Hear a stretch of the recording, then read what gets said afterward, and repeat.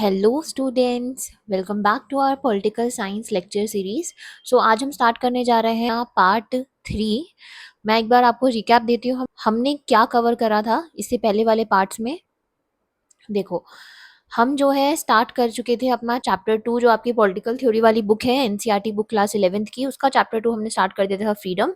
और इसका मैंने इंट्रो पार्ट 1 में और ये वाला जो टॉपिक है द आइडल ऑफ फ्रीडम, इसको पार्ट 2 में पढ़ा दिया था। तो उसका मैंने डिस्क्रिप्शन में डाल दिया है लिंक, और ये जो नोट्स हैं ये भी आपको टेलीग्राम चैनल पे मिल जाएंगे, उनका लिंक भी डिस्क्रिप्शन में है।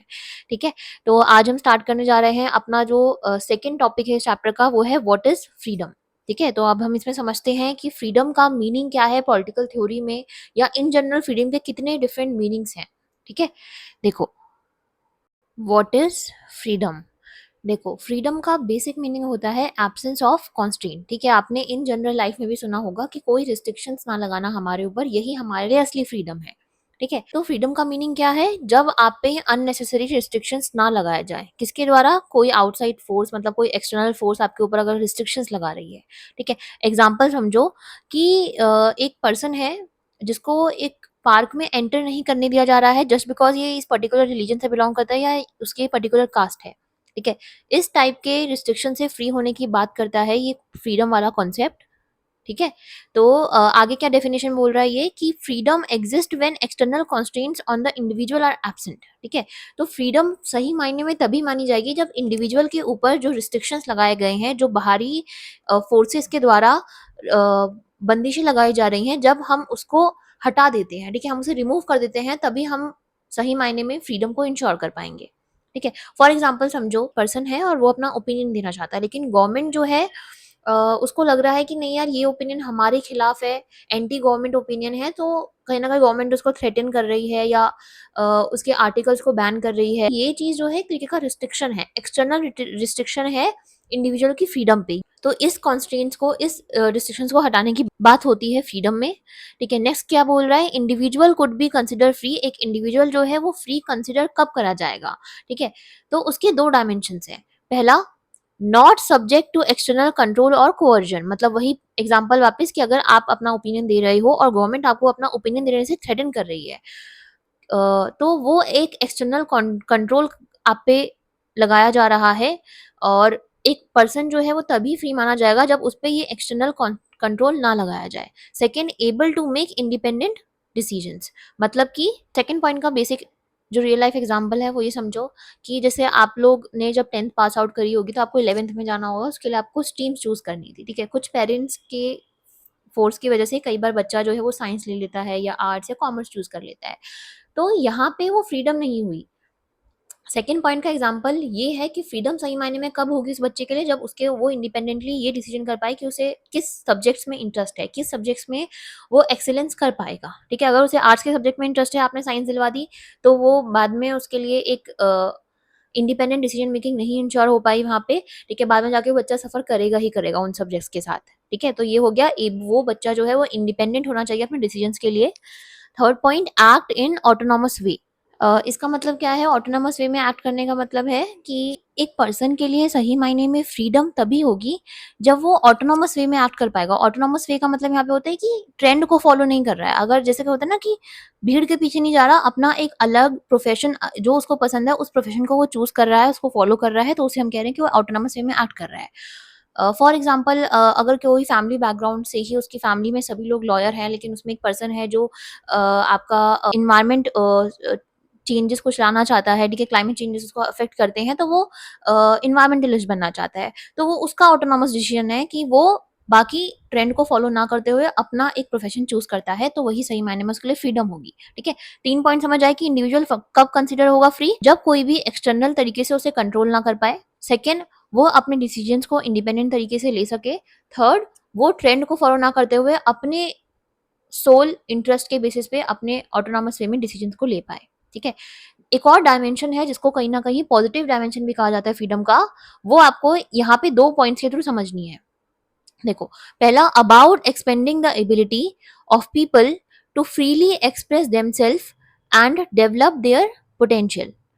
पहले पॉइंट का मतलब ये है कि एक इंडिविजुअल जो है उसके लिए फ्रीडम कब इंश्योर हो पाएगी, जब उसमें ये एबिलिटी डेवलप हो जाए। देखो, फ्रीडम का मतलब एक हमने समझा कि आप रिस्ट्रिक्शंस हटा दो, बट सिर्फ रिस्ट्रिक्शंस को हटा देने से वो पूरे तरीके से फ्री अभी भी नहीं हो पाएगा। आपको उसके अंदर वो कैपेबिलिटीज बिल्डअप करने का मौका देना पड़ेगा, ठीक है। आपको उसको अपॉर्चुनिटीज देनी पड़ेगी कि वो अपनी एबिलिटी को डेवलप कर पाए। कैसी एबिलिटी को डेवलप कर पाए कि वो अपने आप को एक्सप्रेस कर पाए, अपने ओपिनियंस को एक्सप्रेस कर पाए। फॉर एग्जाम्पल आप समझो कि आपने ये बोल दिया कि गर्ल्स के ऊपर जो एक एजुकेशन का रिस्ट्रिक्शन लगा रखा है उसको हटाना है। आपने हटा दी रिस्ट्रिक्शंस, एक डायमेंशन फ्रीडम की आपने पूरी कर दी, लेकिन दूसरी तरफ आपको उनके नियर बाय स्कूल्स भी प्रोवाइड करने होंगे, ठीक है। उनकी सेफ्टी को भी इंश्योर करवाना पड़ेगा, ठीक है। तो तभी सही मायने में फ्रीडम होगी अगर दोनों डायमेंशन फुलफिल हो पाए तो, ठीक है। सेकेंड पॉइंट, फ्रीडम एक ऐसी कंडीशन है जिसमें कि people can develop their creativity and capabilities. मतलब कि एग्जाम्पल समझो कि आपने लोगों को वोटिंग राइट्स तो दे दी, लेकिन आप उनको वोटिंग राइट्स देने के साथ साथ उनको वोटिंग राइट्स के ऊपर एजुकेशन भी प्रोवाइड करनी होगी, तभी वो अपनी कैपेबिलिटीज को, अपनी क्रिएटिविटी को बिल्डअप कर पाएंगे। उन्हें पता रहेगा कि कौन सा लीडर उनके लिए सही है, कौन सा लीडर उनके लिए जाके कल को अच्छी पॉलिसीज प्रोग्राम्स बना सकता है, ठीक है। आप अननेसेसरी अगर उनको राइट्स दे दिए और आपने उनके लिए अंदर कैपेबिलिटीज, उनके अंदर सोचने की क्षमता को बिल्डअप नहीं करवा पाया, तो वो कल को जाके एक ऐसे लीडर को भी चूज कर सकते हैं जो कि हो सकता है उनके लिए पॉलिसीज और प्रोग्राम्स ना बना पाए, है ना।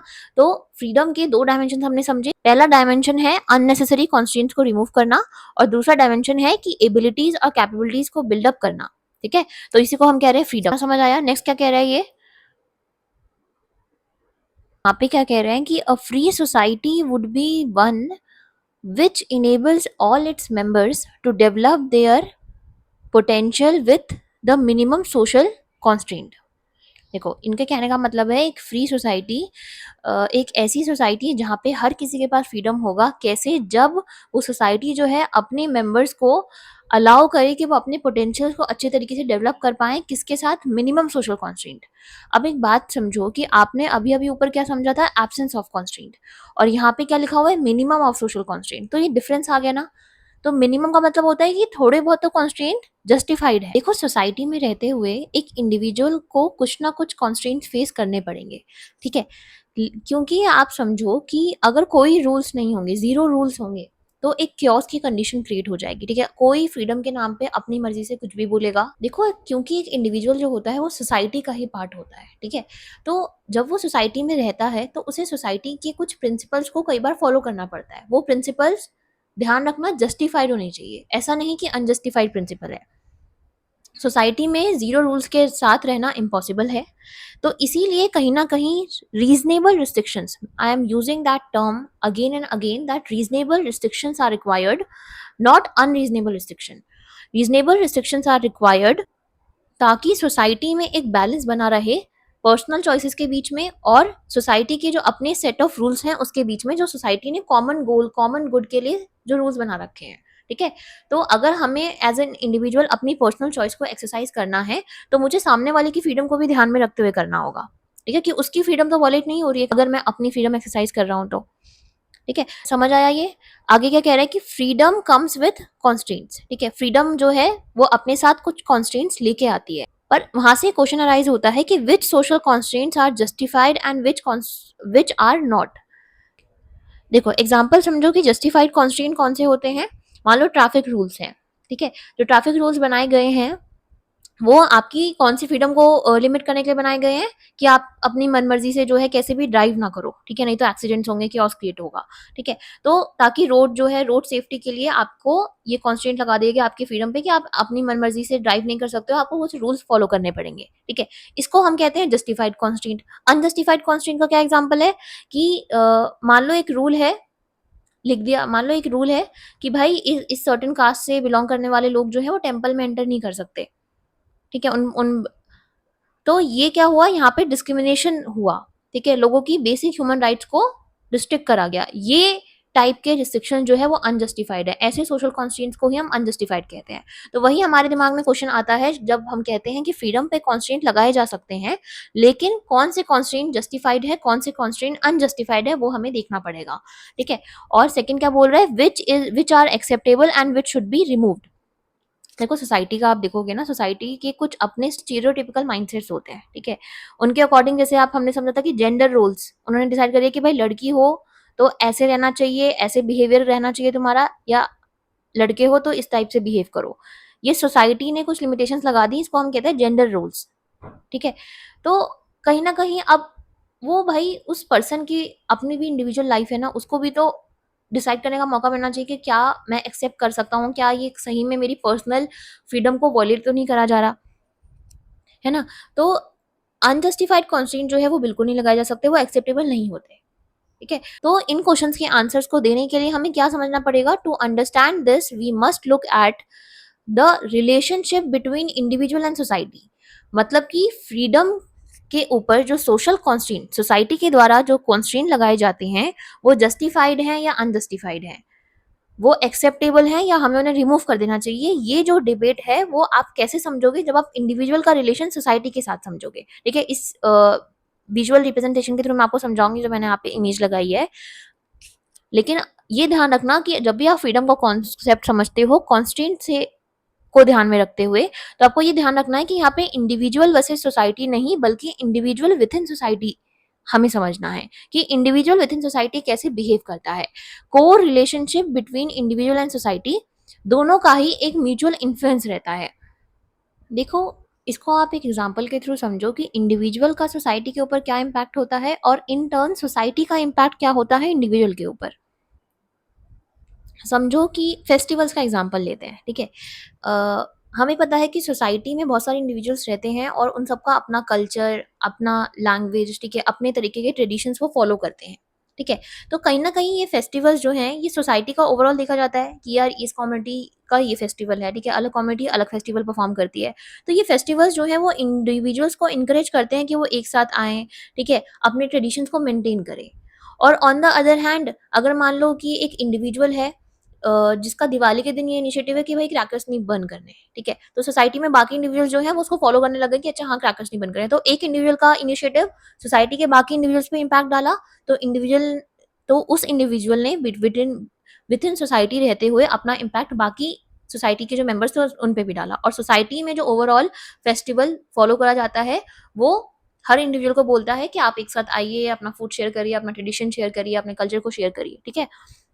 तो हमने क्या समझा कि जो रिलेशनशिप है इंडिविजुअल और सोसाइटी के बीच में, वो एक म्यूचुअल इन्फ्लुएंस रखता है। तो कहीं न कहीं अगर इंडिविजुअल सोसाइटी के बीच में है और इंडिविजुअल के बिहेवियर को सोसाइटी शेप करती है, तो कल को सोसाइटी में बाकी मेंबर जो हैं उनकी फ्रीडम को प्रोटेक्ट करने के लिए भी इंडिविजुअल को अपनी फ्रीडम को कुछ लिमिट्स के साथ एक्सरसाइज करना पड़ेगा, ठीक है? अगर आप रात में छत पे जाके बहुत तेज़ी से गाने बजा रहे हो और वो बाकी लोगों की नींद को डिस्टर्ब कर रहा है, तो वो उनकी राइट्स का वायलेशन हुआ, ठीक है? तो यहाँ तक क्या समझा हमने कि जो फ्रीडम है उसका मतलब होता है एब्सेंस ऑफ कॉन्स्ट्रेंट, मतलब कि जो भी रिस्ट्रिक्शंस हैं उनको रिमूव कर देना, और उसके साथ में क्या करना कि एक कैपेबिलिटीज और एबिलिटी बिल्डअप करना लोगों के अंदर, ताकि वो अपनी लाइफ में अपने जो डिसीजंस हैं वो खुद ले पाएँ, ठीक है? उनके अंदर उनको ये अपॉर्चुनिटीज़ प्रोवाइड करना। उसके बाद हमने क्या समझा कि एक फ्री सोसाइटी क्या होती है, जो कि अपने सारे मेंबर्स को मदद करे कि वो अपने पोटेंशियल को डेवलप कर पाएँ, ठीक है? और वो पोटेंशियल्स वो कैसे डेवलप कर पाएगा? जब उसको फ्रीडम मिले बट विथ रीज़नेबल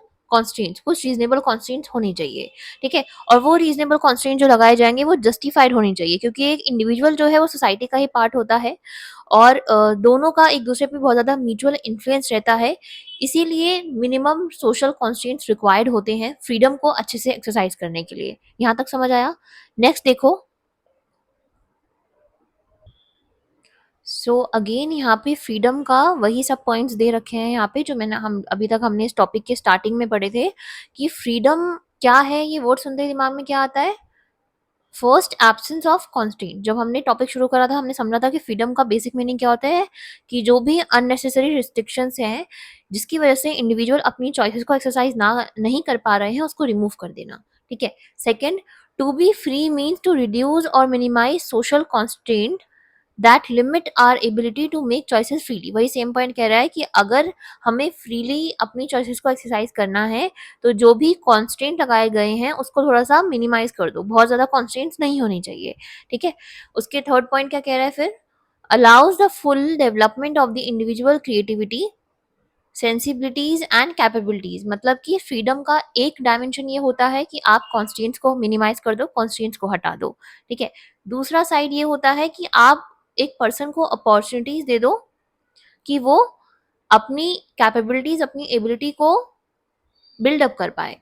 एग्जाम्पल समझो कि आपने राइट टू एजुकेशन प्रोवाइड कर दिया, कि राइट टू एजुकेशन जो है वो एक फंडामेंटल राइट है, बट अगर आपने रूरल एरियाज में या जहाँ पे रिमोट एरियाज जो है वहाँ पे अगर स्कूल का एक्सेस नहीं करवा पाए तो वो बेटर रिजल्ट्स नहीं दे पाएगा, ठीक है। ये राइट आपने अगर अच्छे से इम्प्लीमेंट नहीं करवा पाए ग्राउंड लेवल पे, तो फ्रीडम का सिर्फ एक ही डायमेंशन इंश्योर हो पाएगा और वो अच्छे तरीके से आउटकम्स भी नहीं दे पाएगा, है ना।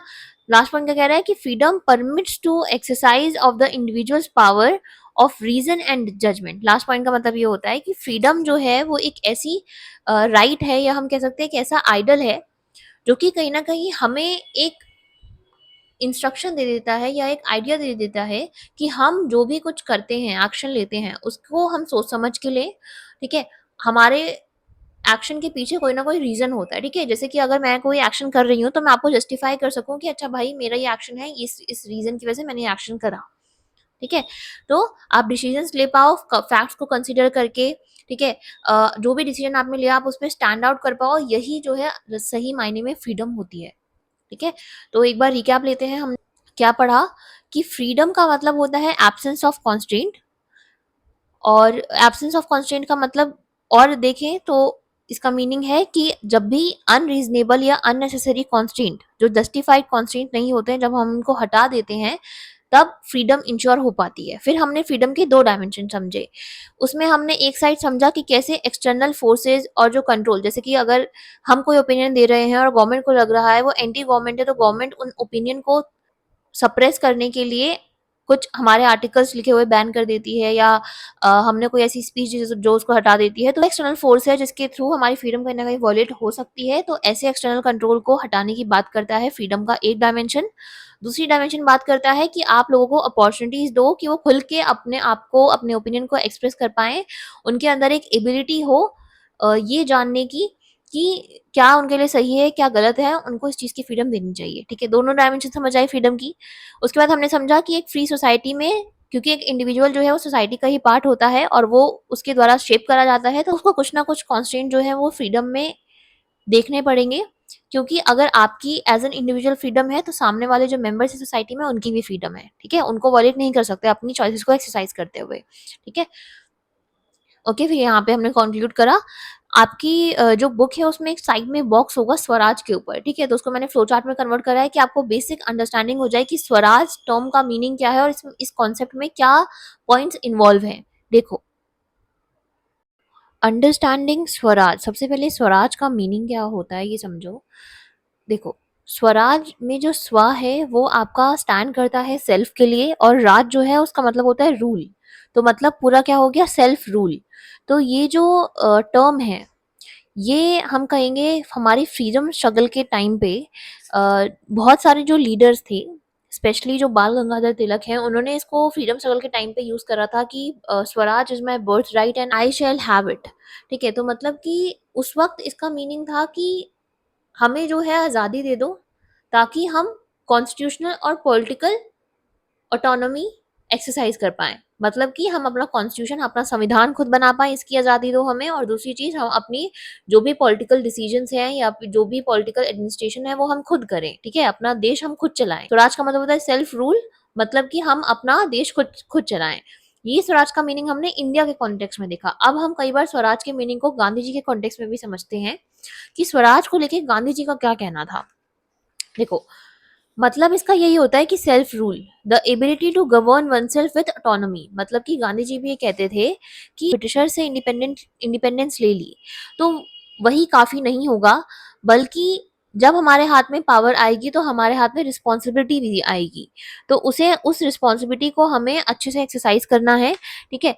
हम जो है, अगर हमें फ्रीडम मिल जाती है तो ऐसा नहीं है कि हम कुछ भी करें, दूसरे की फ्रीडम को डिस्ट्रॉय करें, नहीं। गांधी जी कहते हैं कि हमें हमारे अंदर पावर के साथ-साथ एक सेल्फ रिस्पॉन्सिबिलिटी भी आनी चाहिए, एक सेल्फ रियलाइज़ेशन होना चाहिए कि हमें पता रहना चाहिए कि हम क्या सही कर रहे हैं, क्या गलत कर रहे हैं, तभी सही मायने में स्वराज इंश्योर हो पाएगा, सेल्फ रूल या सही मायने में फ्रीडम इंश्योर हो पाएगा।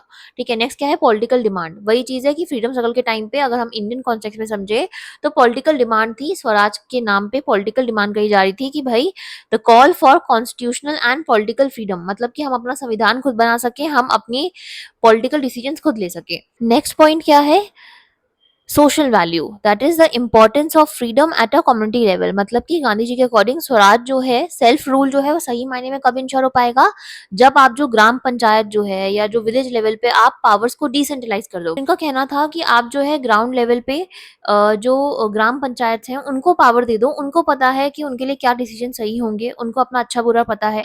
तो डिसेंट्रलाइजेशन ऑफ द पावर को एम्फोसाइज करा जाता है स्वराज के अंदर गांधी जी के द्वारा। नेक्स्ट क्या है, self respect, the dignity and worth of an individual, मतलब कि स्वराज जो है अकॉर्डिंग टू गांधी जी एक पर्सन के लिए उसकी डिग्निटी, उसकी वर्थ को इंश्योर कर पाएगा। जैसे कि अगर उस पर्सन को पता है कि उसकी चॉइसेस उसको क्या, उसकी क्या चॉइसेस हैं, ठीक है, उसको सही और गलत का पता है, तभी वो अपने लिए सेल्फ रिस्पेक्ट भी इंश्योर कर पाएगा। ठीक है, सेल्फ रिस्पॉन्सिबिलिटी अगेन, अगर पावर है तो सेल्फ रिस्पॉन्सिबिलिटी भी आएगी, मतलब कि अगर गवर्नमेंट के हाथ में पावर है तो वो अकाउंटेबल भी होना चाहिए अपने सिटीजन को पॉलिसीज और प्रोग्राम्स को लेके। ठीक है, the accountability and duty towards one self, अपने लिए अपने टुवर्ड्स भी आप रिस्पॉन्सिबल रहो, आपको पता रहना चाहिए कि आप सही एक्शन ले रहे हो या गलत एक्शन ले रहे हो। ठीक है, that is the meaning of swaraj. Next is self realisation, बताया था मैंने कि fulfilment of one's potential and identity, कि आप रियलाइज करो कि आपको क्या नीड्स हैं, क्या जरूरत है, और उन चॉइसेस को एक्सरसाइज करते समय आप दूसरे की फ्रीडम को वॉलेट ना करो। ठीक है, तो that is the meaning of Swaraj. समझ आया? तो हमारा ये टॉपिक था व्हाट इज फ्रीडम, और ये मैंने अच्छे से आपको समझा दिया है यहाँ पे। एक बार इसको वापस से देख लीजिएगा लेक्चर अगर ना समझ आए, और इसके जो पुराने पार्ट्स हैं उन सबका लिंक मैंने डिस्क्रिप्शन में डाल दिया, आप वो भी कवर कर लीजिए। नेक्स्ट जो टॉपिक हम करेंगे नेक्स्ट पार्ट में वो होगा द सोर्सेज ऑफ कॉन्स्ट्रेंट, मतलब कि जो कॉन्स्ट्रेंट फ्रीडम पे लगाए जाते हैं उनका सोर्स क्या है। ठीक है, तब तक आप यहाँ तक कवर कर लो। ओके।